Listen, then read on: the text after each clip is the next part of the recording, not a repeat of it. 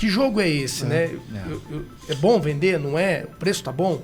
Então, quanto mais ele se antecipa e começa a ter cenários da situação, a hora que ele é procurado, ele pode até ter medo, mas tá um medo dimensionado, né? É algo que tá no controle dele e, assim, muito provável ele vai fazer uma negociação melhor. Porque ele tá emocionalmente preparado, tá com os números, e aí estamos falando de valuation em mãos, e tá no momento do mercado. Se o mercado pagar mais, né, de novo, né, ele pode estar decidido que ele não quer vender.